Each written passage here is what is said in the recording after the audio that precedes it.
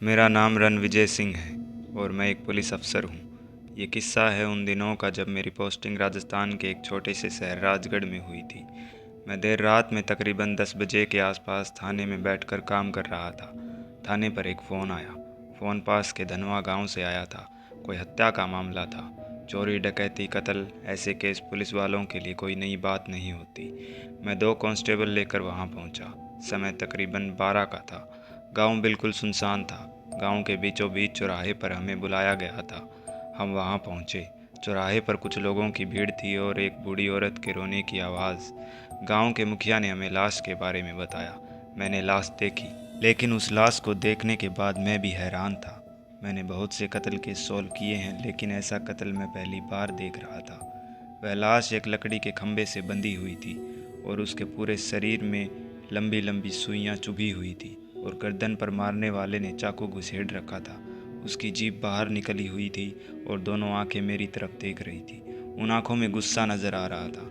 मैं हैरान था कि इतनी बेरहमी से कत्ल के बाद भी आंखें इतनी बड़ी कैसे हो गई। आंखों में तो डर होना चाहिए, और गर्दन पर चाकू मारा है तो जीभ अंदर होनी चाहिए। मेरे सवालों के जवाब फोरेंसिक एक्सपर्ट डॉक्टर साजिया ही दे सकती थी। मैंने डॉक्टर साजिया को बुलाया, लाश को नीचे उतारा। डॉक्टर ने लाश को काफ़ी देर तक देखा, लेकिन देखने के बाद सोचते हुए डॉक्टर साजिया ने मुझसे कहा, रणविजय, यह कोई आम कत्ल नहीं है। अभी मैं कुछ नहीं बता सकती। बॉडी को फोरेंसिक ले जाना होगा। पोस्टमार्टम रिपोर्ट आने के बाद ही मैं तुम्हें कुछ बता पाऊंगी। डॉक्टर साजिया डेड बॉडी लेकर चली गई। सुबह के 5 बज चुके थे। मैं गांव वालों से तहकीकात कर रहा था। मुझे पता चला कि मृत व्यक्ति का नाम राजू है और उसके परिवार में सिर्फ उसकी माँ ही है।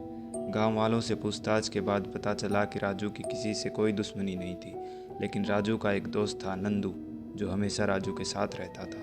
वो 3 दिन से लापता है। मुझे लगा नंदू से ही कोई सुराग मिल सकता है। मैंने अपनी फ़ौज को नंदू को ढूंढने के लिए लगा दिया। मैं थाने जाकर राजू के केस की फाइल तैयार करने लगा। मेरे सामने बार बार राजू का चेहरा ही आ रहा था। शायद रात की नींद होने की वजह से मेरी 2 मिनट के लिए आंख लगी होगी। अब तेरी बारी है। मैं हड़बड़ा कर खड़ा हुआ। तभी फ़ोन की घंटी बजी। धनवा गांव के एक खेत में एक लाश मिली थी। मैं फिर वहां पहुंचा। लोगों की भीड़ को हटाकर मैं लाश के पास पहुंचा। न जाने क्यों लाश पर नज़र पड़ते ही मेरे कदम वहीं रुक गए। लाश को तोड़ मरोड़ रखा था। पूरे शरीर को रस्सी की तरह उलझा रखा था, लेकिन इस लाश की भी जीभ बाहर और गुस्से भरी आंख मेरी तरफ ही देख रही थी। तभी मेरे कानों में एक भयानक मुस्कुराहट की आवाज़ पड़ी। ऐसा लगा जैसे कोई बिल्कुल मेरे कान में मुस्कुराया हो। मैं हैरानी से इधर उधर देखने लगा। तभी एक हवलदार ने मुझे बताया कि यह राजू का दोस्त नंदू है। राजू के कत्ल में मेरे शक की सुई नंदू पर ही थी, लेकिन नंदू की भी एक दर्दनाक मौत हो चुकी थी। खैर, मैंने नंदू की लाश डॉक्टर साजिया के पास पहुंचा दी। जहां हमें नंदू की लाश मिली, उसी खेत के किनारे पर एक पेड़ के पीछे मुझे एक साया दिखा। मैं पूरे ज़ोर से पेड़ की तरफ भागा, लेकिन मेरे वहां पहुंचते ही वो साया फसलों को चीरते हुए हवा से भी तेज़ गति से निकल गया। ये सब नॉर्मल नहीं था।